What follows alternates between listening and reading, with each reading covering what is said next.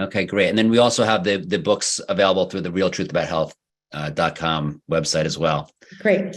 So, okay. So with that, I just want to kind of educate the audience on how we're going to go about the Q&A. We are not going to take questions from our chat directly.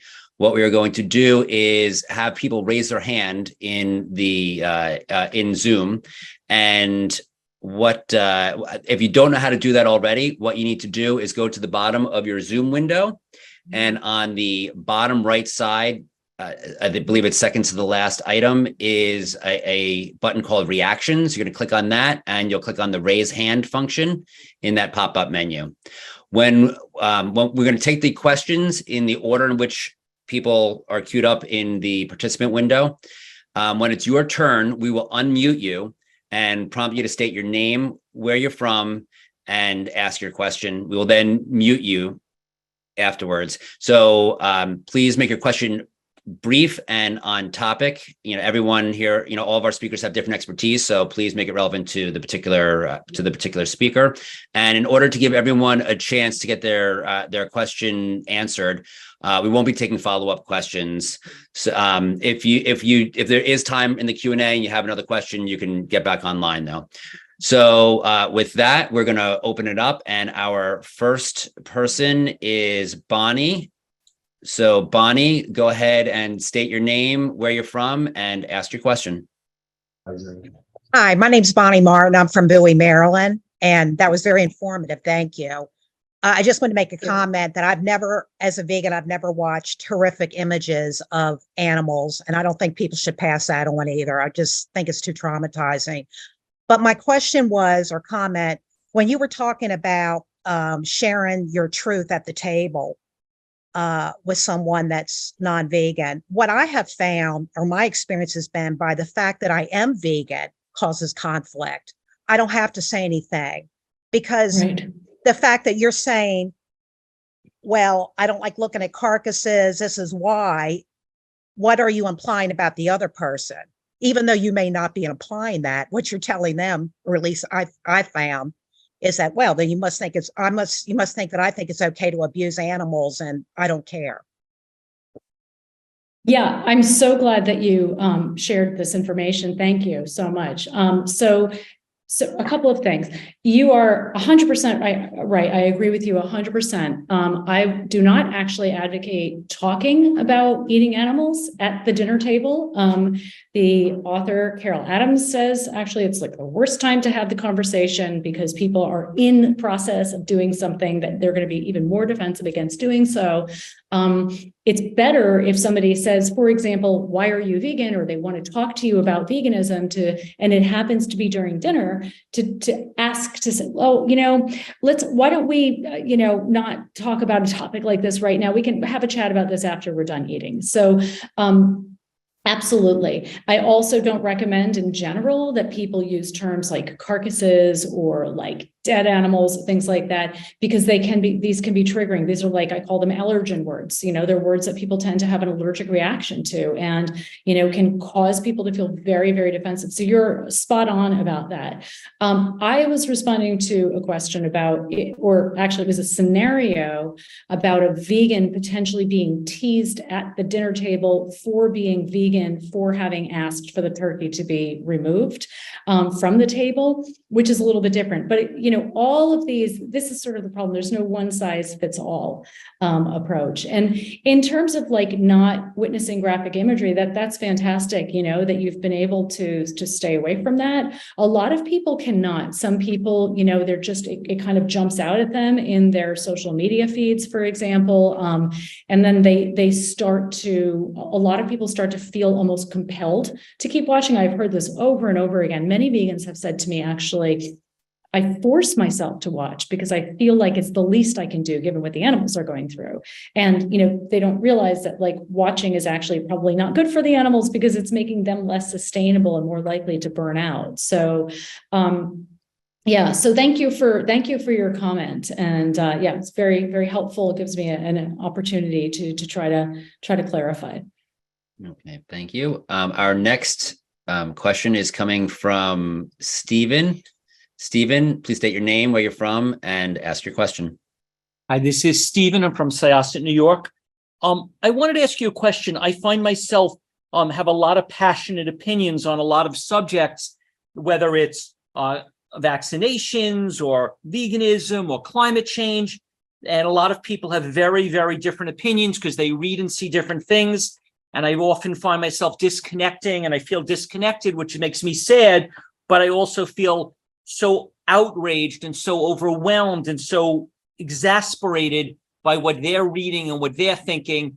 And I find myself disconnected, which is really sad. But at the same time, I don't want to pretend that everything is okay. How can I be effective in this world and also stay connected to people? Wow, that's an incredible question. I'll do my best to try to answer it.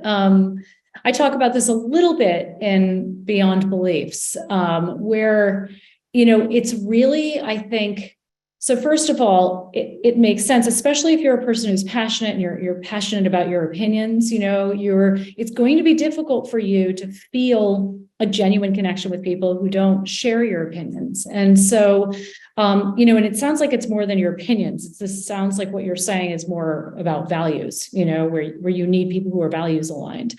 And, it's a matter of some people are very different. We have very different personalities, and some people have personalities such that they can feel quite connected with people who are very different in some fairly substantial ways. Other people, not so much. And so, you sound like you're a person who really needs more value aligned people to be close to. And one thing you can do is just sort of think about the people in your life in concentric circles. So you've got your core inner circle of people, and then you've got the circle outside of that where, I don't know, that might be kind of like close-ish friends and colleagues, and then a circle outside of that, which is more acquaintances, and then a circle outside of that, which maybe that's everybody else. In general, people need to have the people who are closest to them more aligned with their values. And as they get further out, the value alignment or opinion alignment, becomes less and less important to them. And it might be about, you determining who is it that I really need to feel value aligned with in my life.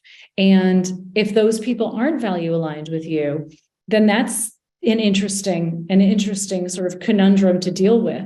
People can stretch across these differences and feel connected enough. I mean, most people in relationships, it's not that they feel connected or disconnected. They feel more or less connected. And, what do you need? You can ask yourself, what do I need in order to feel connected enough with this person? So just as an example, I have in my family people who are meat eaters, and I have my uncle is a hunter, and I don't spend lots of time with him. He doesn't live close to me, but I do love him, and I do feel a connection with him. And when I interact with him, I'm able to feel quite connected with him. And this is because he's not so close that I have to have somebody who's totally very values aligned.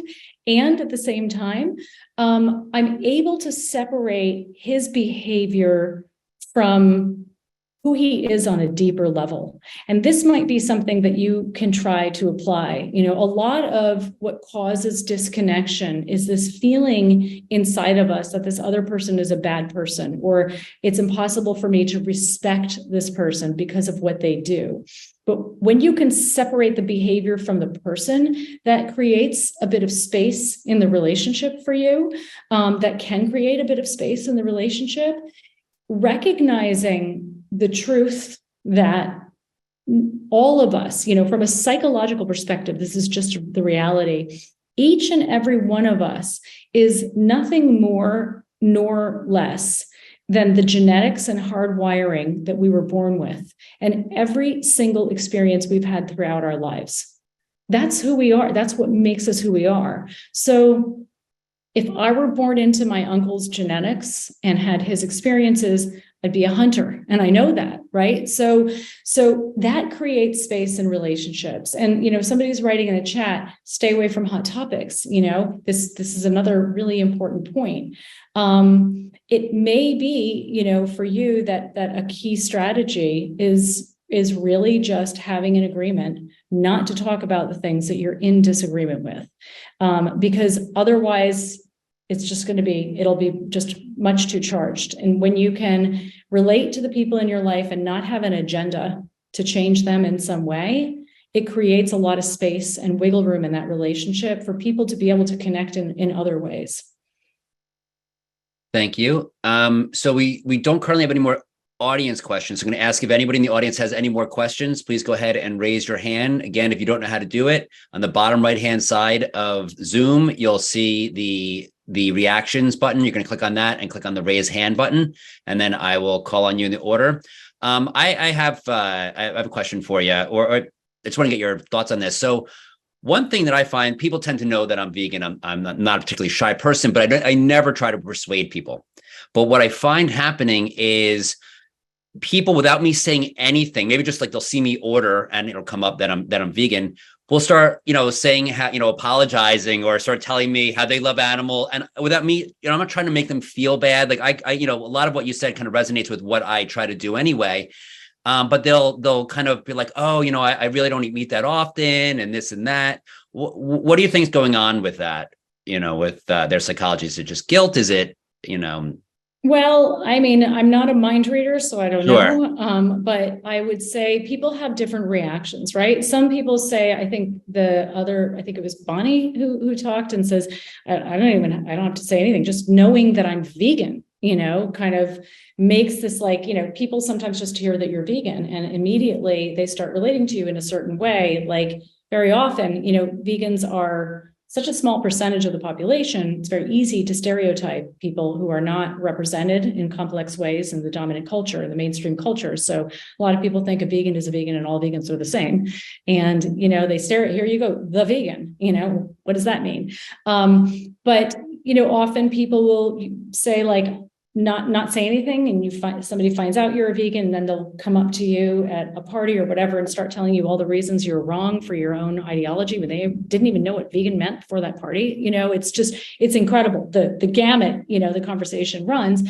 And these days, as I said, earlier, as awareness of veganism is growing and more people are becoming ethically uncomfortable participating in Carnism, there is like this cognitive dissonance, and we know this anyway. Cognitive dissonance is the internal discomfort that we feel when our values and our behaviors are not in alignment.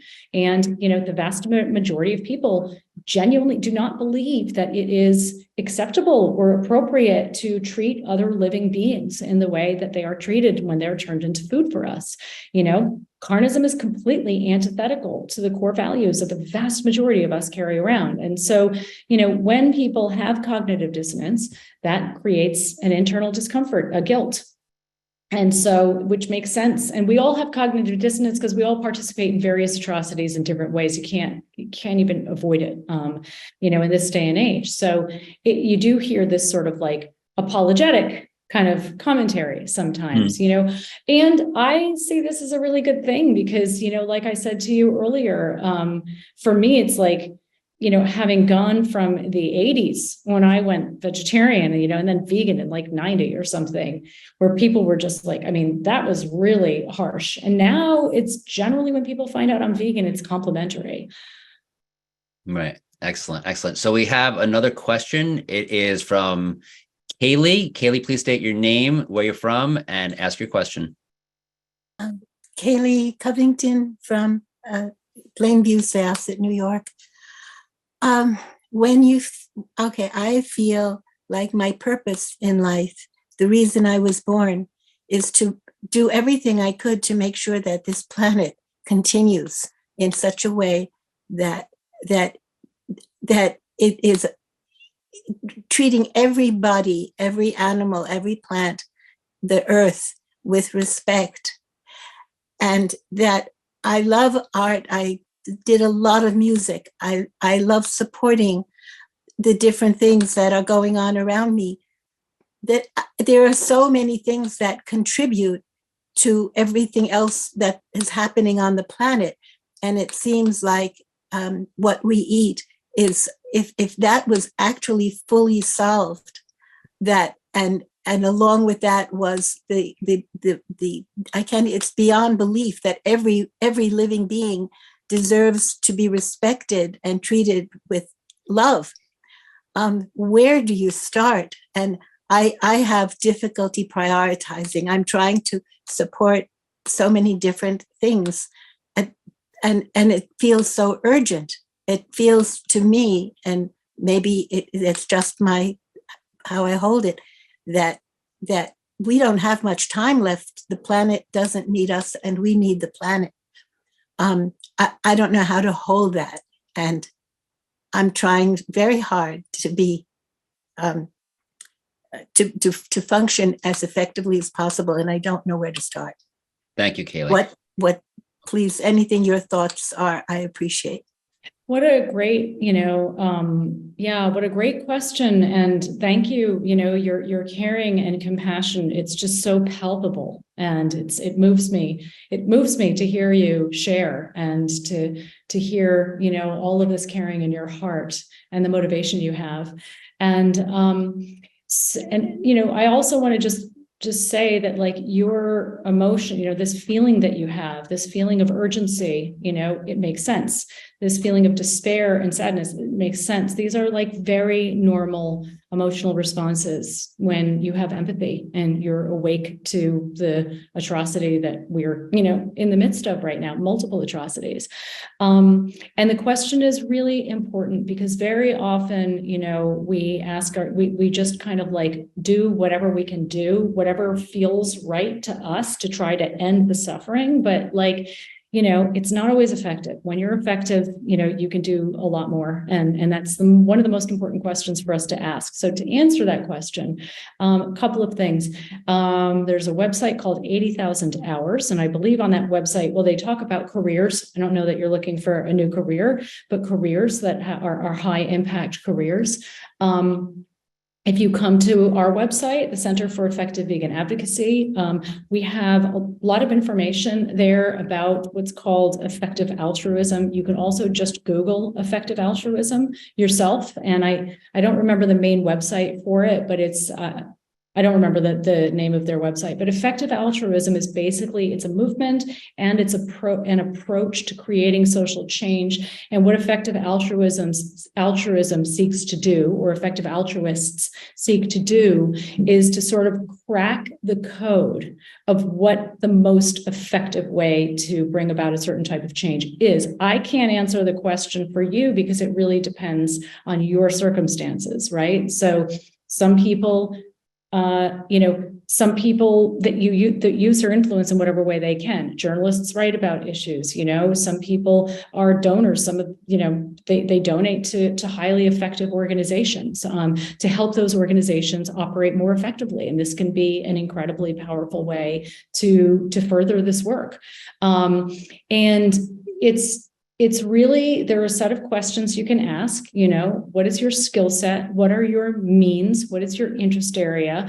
And then within effective altruism, they talk about, here are the big issues in the world. They look at like the big issues in the world that are the most pressing issues. And, animal suffering is one of those, which is great, and here are the gaps. This is really where the need is. And this is where, effective strategies come in. So I would recommend, I can't answer your question directly because I don't know your situation, but you can do some research, look into effective altruism, come to our website, Center for Effective Vegan Advocacy. And then there are also sites to help you look for organizations to support that are doing effective work. You can determine that yourself as well, to further the work. Like, you don't have to create something new, support the people who are doing the work and who are doing it well. Okay, thank you. So I'm going to ask you a couple of questions just along the lines of like how people can communicate on certain topics, right? I'm not going to ask you specifically about, whether it's right or wrong, whatever, but really, how do vegans communicate? So, to non-vegans on this, for example, a lot of people will talk about, factory farming and with all of its ugliness, they'll talk about how it's necessary in order to meet global food demand. How should somebody who effectively wants to communicate and open someone's mind as opposed to just preach to somebody, how should they go about communicating their thoughts on that topic? I mean, that's a good question. It's a really big question. I'll probably have time for maybe one more question after this. Perfect. Just a heads up. It's funny, I rarely get that response from people, but I can imagine that question from people. I can imagine that's a fairly common question. So with comments like that, I would actually respond by asking questions. Because somebody who says that probably doesn't actually understand how the food system, which is a highly complex system, actually operates.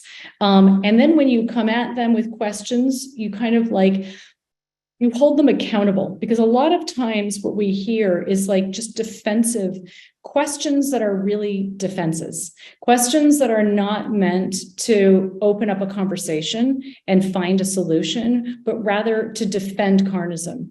And that is one of them, right? So why do you say that? How do you know that? And then, as they answer, keep asking questions so that you yourself can really get, a clear picture of what they're actually trying to communicate to you. And, most people would not, sometimes what I do also is I bring in the golden retriever example. And I say, after asking questions, I might say, it's interesting. For me now, I used to feel the same way. And I always, communicate through my story. Like I said, nobody can make your story wrong. I used to feel this way too. I really understand where you're coming from. Since I've learned about the global food system and, in particular, since I've learned about what happens to the environment and to non-human animals, under the system of animal agriculture, my experience has changed. My opinion, my feelings, my experience has really changed dramatically. I guess the only way I could, any comparison I could come up with is I don't know if it was golden retrievers or something. There are dogs and cats that were in the system. It would just, it just opened my mind in a completely different way. And so now the questions that I'm asking, are not how can we justify the system, but how can we dismantle it so that we create a system that works for all of us and that is based on the values that we all share? I often keep values out of it, actually, and just try to keep the conversation quite logical, or in sort of more practical. But I might say that to somebody if I was close enough to them. Okay. And this may be a little bit outside of your area of expertise, but what are some of the environmental and social impacts of factory farming, if you know that? I mean, it is out of my expertise in that I can't give you statistics. I do know that the United Nations has said that animal agriculture is one of the most significant contributors to some of the most serious, environmental problems facing the world today, not the least of which is climate change. I mean, we know animal agriculture is a leading driver of climate change. And, Human Rights Watch has criticized a single industry, for being so atrocious it violates basic human rights, and that was the meat industry, because of the way meat packers are treated and slaughterhouse workers are treated. I cover actually all of this in my book in Why We Love Dogs, Eat Pigs, and Wear Cows. But there's a lot of great information out there for anybody who just a quick Google search will pull a lot of this up. Okay, and with that would.